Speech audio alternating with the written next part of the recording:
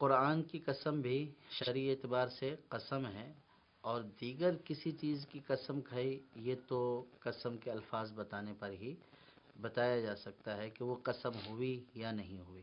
البتہ قسم کا کفارہ یہ ہے کہ 10 مسکینوں کو کھانا کھلائے یا 10 مسکینوں کو کپڑا پہنائے، ان دونوں میں اختیار ہے، چاہے تو کھانا کھلا دے چاہے کپڑا پہنائے۔